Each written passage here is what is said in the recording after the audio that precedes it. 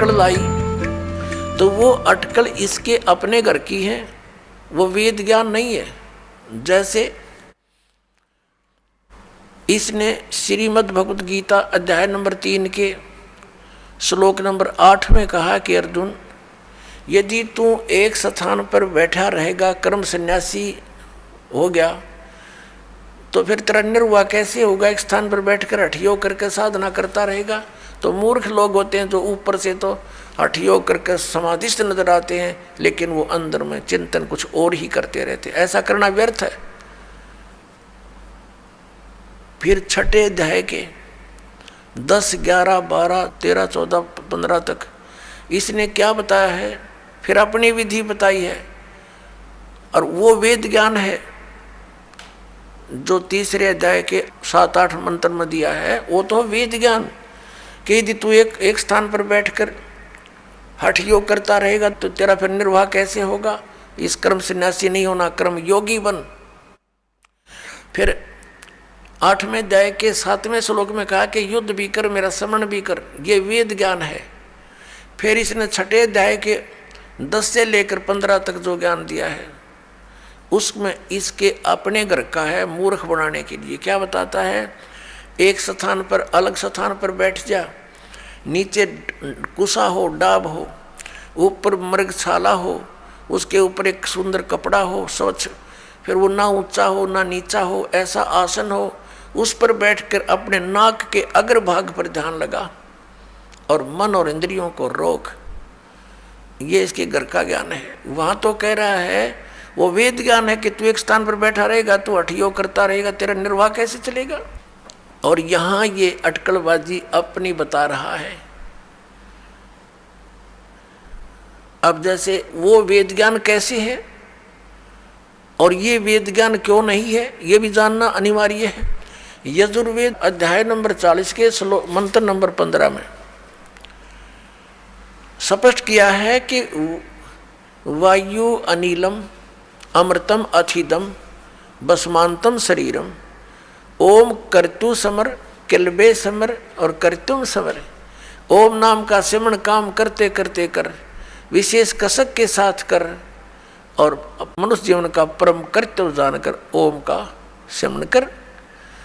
ऐसे ही सूक्ष्म वेद में कहा है परमेश्वर ने, नाम उठत नाम बैठत नाम सोवत जागवे, नाम खाते नाम पीते नाम से ती लागवे। नाम उठत नाम बैठत नाम सोवत जागवे, नाम खाते नाम पीते नाम से ती लागवे। काम करते करते, चलते फिरते, उठ के बैठ के, जब भी जैसे भी सुविधा हो, उठते चलते नाम का सेवन कर, और नाम से मोक्ष होगा। केवल नाम ही है मोक्ष का। बाकी जो अन्य साधनाएं हैं, जो हठ योग आदि हैं, वो मोक्ष मार्ग नहीं है। उससे अन्य उपलब्धियां होती हैं जो मोक्ष मार्ग में सहयोगी नहीं, बाधक होती हैं। उसे सिद्धियां आ जाती हैं, प्रभुता बन जाती है, फिर वो भगवान स्वयं प्रभु बन जाता है, प्रभु को भूल जाता है, उसका दुर्भाग्य होता है। तो इसलिए हमने वही क्रियाएं करनी चाहिए जिससे हमारा मोक्ष हो, हमें मोक्ष प्राप्ति हो। अब यहाँ प्रसंग चल रहा है, हम उसी पर आते हैं कि जो वेदों वाला ज्ञान श्रीमद् भगवत गीता में है वो बहुत ज़्यादा है। थोड़ी सी अटकल है इसकी अपनी। तो इसकी अटकल कैसी है? जैसे दूसरे अध्याय के 37 और 38 में एक बार तो कहता है कि अर्जुन तू सब लाभ हानि को भूल जा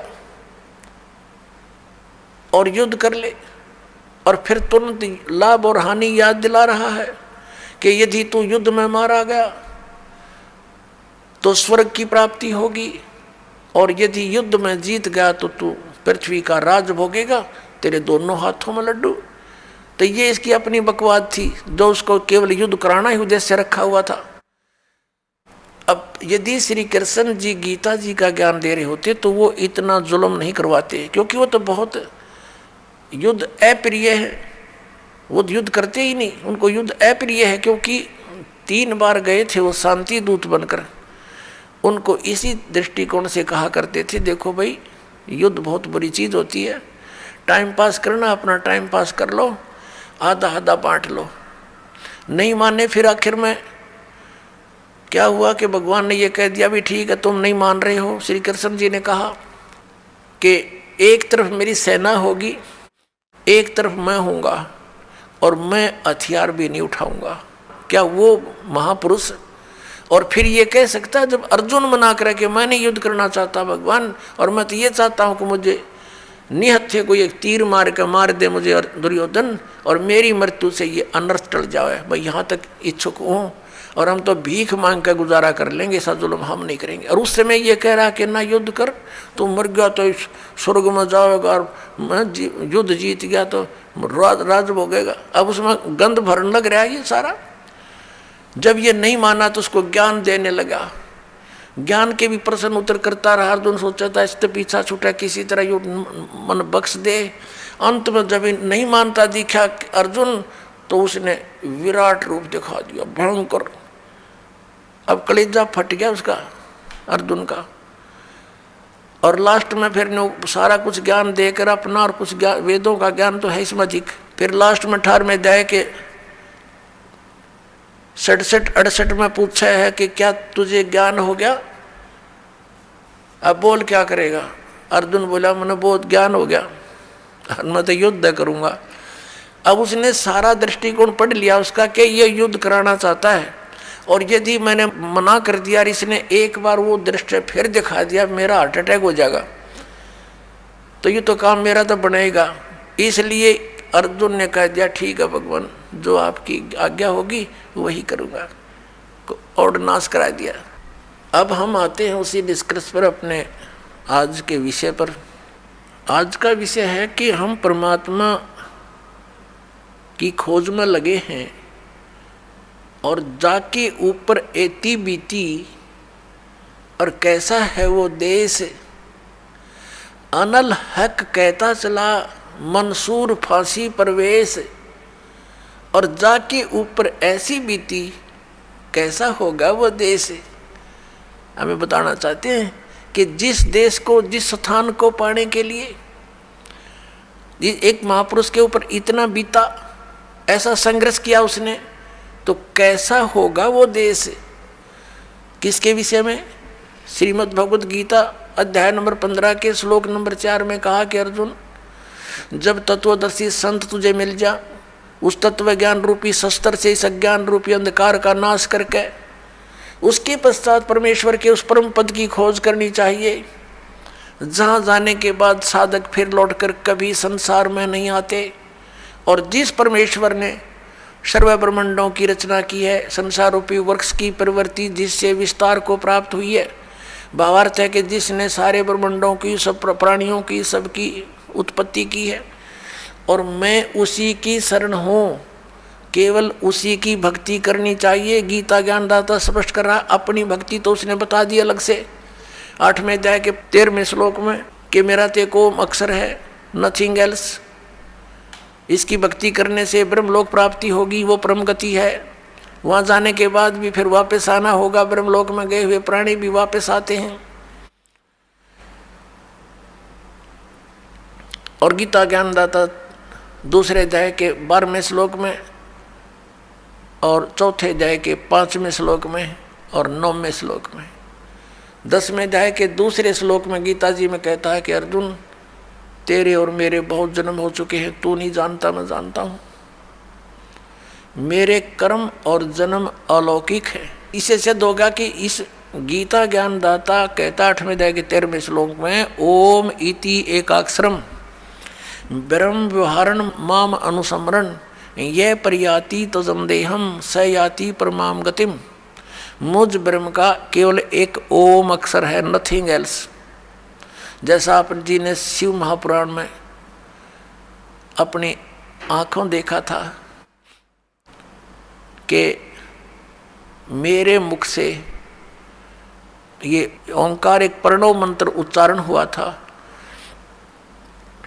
और ये एक अक्षर हो गया इन ए उ में बिंदु नाद से मिलकर इन 5 अवयों से एकीभूत होकर के ये एक अक्षर हो गया, ओम अक्षर हो गया। तो गीता अध्याय नंबर 8 के श्लोक नंबर 13 में, गीता अध्याय नंबर 8 के श्लोक नंबर 13 में ये वही कह रहा कि ओम इति एकाक्षरम ब्रह्म व्यवहारण माम अनुसमरण ये प्रयाति तदंदे हम सयाति प्रमाम गति। मुझ ब्रह्म का यह एक ओम अक्षर है, नथिंग एल्स। अंतिम समय तक इसकी साधना भक्ति करता हुआ, श्रवण करता हुआ जो शरीर त्याग कर जाता है वह परम गति को प्राप्त होता। कौन सी परम गति? ओम से मिलने वाली स्थिति गति। वो क्या है? वो ब्रह्मलोक प्राप्ति है। 8वें अध्याय के 16वें श्लोक में कहा कि ब्रह्मलोक पर्यंत भी सभी पुनरावृत्ति के अंदर वहाँ गए प्राणी भी पुनर्जन्म हो आते हैं, क्योंकि ये खुद कहता है मेरा भी जन्म होता है, तेरा भी होता है। तो इससे जन्म मृत्यु और ये दीर्घ रोग परम शांति, ये दीर्घ रोग नहीं नष्ट हो सकता और परम शांति नहीं हो सकती।